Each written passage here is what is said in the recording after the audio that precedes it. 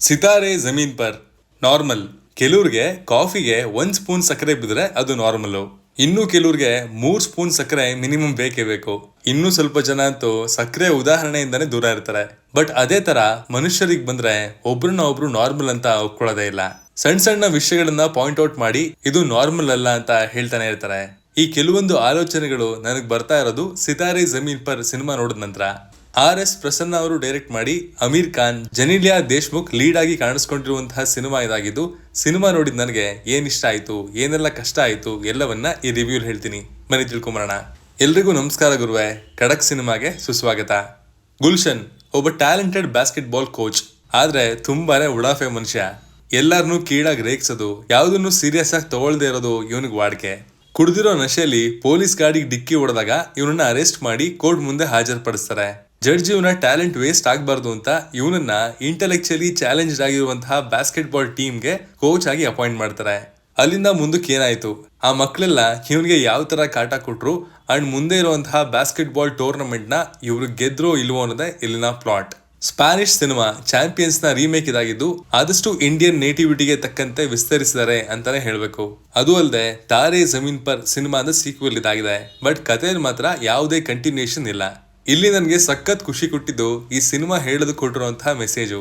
ಆ ಎಮೋಷನ್ಸ್, ಆ ಇನೋಸೆನ್ಸ್ ಅವೆಲ್ಲವನ್ನ ಸ್ವಲ್ಪ ಜಾಸ್ತಿನೇ ಟೈಮ್ ತಗೊಂಡು ಎಸ್ಟಾಬ್ಲಿಷ್ ಮಾಡ್ತಾರೆ.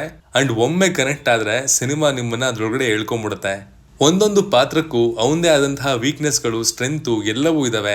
ಅದನ್ನ ಅಡ್ರೆಸ್ ಮಾಡಿರುವಂತಹ ರೀತಿ ಸಖತ್ ಬ್ರಿಲಿಯಂಟ್ ಆಗಿತ್ತು. ಅಲ್ಲಿನ ಮಕ್ಕಳು ವಿಚಿತ್ರವಾಗಿ ಆಡ್ತಾರೆ. ಡೌನ್ ಸಿಂಡ್ರೋಮ್ ಇರೋದ್ರಿಂದ ಅವರ ಆಲೋಚನೆ ಶಕ್ತಿಗಳು 8 ವರ್ಷದ ಮಕ್ಕಳ ರೀತಿನೇ ಇರುತ್ತೆ.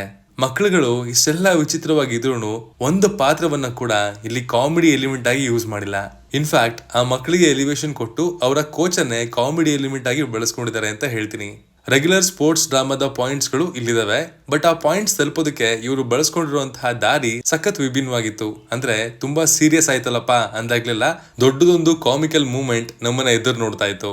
ಅಮೀರ್ ಖಾನ್ ಅವರು ಆಸ್ ಯೂಶುವಲ್ ಅವರ ಪಾತ್ರವನ್ನ ಸಕ್ಕತ್ತಾಗಿ ನಿಭಾಯಿಸಿದ್ದಾರೆ. ಆ ಪಾತ್ರ ಎಲ್ರಿಗೂ ಕನೆಕ್ಟ್ ಕೂಡ ಆಗುತ್ತೆ. ಜೆನಿಲಿಯಾ ಅವ್ರಿಗೆ ಲಿಮಿಟೆಡ್ ಸ್ಕ್ರೀನ್ ಸ್ಪೇಸ್ ಇದೆ, ಬಟ್ ಇದ್ದಷ್ಟು ಕಾಲ ಅವರು ಒಳ್ಳೆ ಇಂಪ್ಯಾಕ್ಟ್ ಅನ್ನ ಕ್ರಿಯೇಟ್ ಮಾಡಿದ್ರು.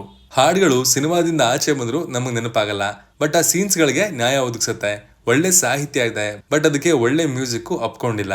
ಇಂಟೆಲೆಕ್ಚುಯಲಿ ಡಿಸೇಬಲ್ಡ್ ಜನಗಳನ್ನ ಈ ಸಮಾಜ ಯಾವ ರೀತಿ ಕಾಣುತ್ತೆ ಅಂಡ್ ತಮ್ಮನ್ನ ತಾವು ನಾರ್ಮಲ್ ಅಂತ ಅನ್ನೋರು ಕೂಡ ತಲೆಯಲ್ಲಿ ಎಷ್ಟು ಕಸ ತುಂಬಿಕೊಂಡಿರ್ತಾರೆ ಅನ್ನೋದನ್ನ ಮೆಟಫರಿಕಲಿ ತುಂಬಾ ಚೆನ್ನಾಗಿ ಹೇಳಿದ್ದಾರೆ. ಕಾಮಿಡಿನ ಡೆಲಿವರ್ ಮಾಡೋದಕ್ಕೆ ಯಾವುದೇ ಡಬಲ್ ಮೀನಿಂಗ್ ಜೋಕ್ ಗಳನ್ನ ಯೂಸ್ ಮಾಡಿಲ್ಲ. ವಲ್ಗಾರಿಟಿನೇ ಬೇಕಾಗಿಲ್ಲ ಅನ್ನೋದಕ್ಕೆ ಇದೊಂದು ಪ್ರಮುಖ ಉದಾಹರಣೆ. ಇನ್ನೊಂದು ವಿಶೇಷತೆ ಏನು ಅಂತಂದ್ರೆ, ಇಲ್ಲಿ ಕೆಲಸ ಮಾಡಿರುವಂತಹ ಪಾತ್ರಗಳಿಗೆ ನಿಜವಾಗ್ಲೂ ಡೌನ್ ಸಿಂಡ್ರೋಮ್ ಇದೆ. ಆ ಚಾಲೆಂಜ್ ಇದ್ರು ಪ್ರತಿಯೊಂದು ಪಾತ್ರಧಾರಿಯಿಂದ ಇವ್ರು ತೆಗೆಸಿರುವಂತಹ ಪರ್ಫಾರ್ಮೆನ್ಸ್ ಎಷ್ಟೋ ಬಾಲಿವುಡ್ ನ್ಯೂ ಕಮರ್ಸ್ ನ ಹಿಂದೆ ಬೀಳ್ಸುತ್ತೆ ಅಂದ್ರೆ ಯಾವುದೇ ತಪ್ಪಿಲ್ಲ. ಬಟ್ ಇದು ಟೆಕ್ನಿಕಲಿ ಪ್ರಫೌಂಡ್ ಸಿನಿಮಾ ಅಂತ ನನಗೆ ಅನಿಸ್ಲಿಲ್ಲ. ಅನವಶ್ಯಕವಾಗಿ ಸ್ಲೋ ಮೋಷನ್ ಹಾಕಿರೋದು, ಬಾಸ್ಕೆಟ್ ಬಾಲ್ ಮ್ಯಾಚಸ್ ನ ಶೂಟ್ ಮಾಡಿರುವಂತಹ ರೀತಿ ಎಲ್ಲವೂ ತುಂಬಾ ಔಟ್ಡೇಟೆಡ್ ಆಗಿದ್ವು.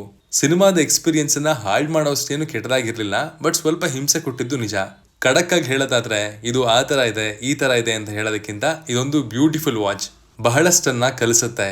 ನಾವು ಯೋಚನೆ ಮಾಡುವಂತಹ ಪರ್ಸ್ಪೆಕ್ಟಿವ್ ನ ಚೇಂಜ್ ಮಾಡುತ್ತೆ ಅಂಡ್ ಓವರ್ ಆಲ್ ಪ್ಯಾಕೇಜ್ ಆಗಿ ನಮಗೆ ಖುಷಿ ಕೊಡುತ್ತೆ.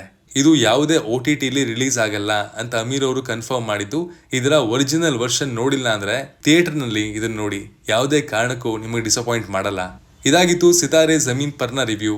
ನೀವೇನಾದ್ರೂ ಈ ಸಿನಿಮಾ ನೋಡಿದ್ರೆ ನಿಮ್ಮ ಅಭಿಪ್ರಾಯ ಏನಾಗಿತ್ತು ಅನ್ನೋದನ್ನ ಕಮೆಂಟ್ ಮಾಡಿ ತಿಳಿಸಿ. ಮಧ್ಯಾಹ್ನ ಧನುಷ್ ಅವರ ಅಭಿನಯದ ಕುಬೇರ ಸಿನಿಮಾದ ರಿವ್ಯೂ ಅನ್ನ ಕೂಡ ರಿಲೀಸ್ ಮಾಡಿದೀನಿ. ಅದನ್ನ ನೋಡೋ ಆಸಕ್ತಿ ಇದ್ರೆ ಇಲ್ಲೇ ಎಂಡ್ ಸ್ಕ್ರೀನ್ ಅಲ್ಲಿ ಹಾಕಿರ್ತೀನಿ, ನೋಡಿ. Signing off, Manu.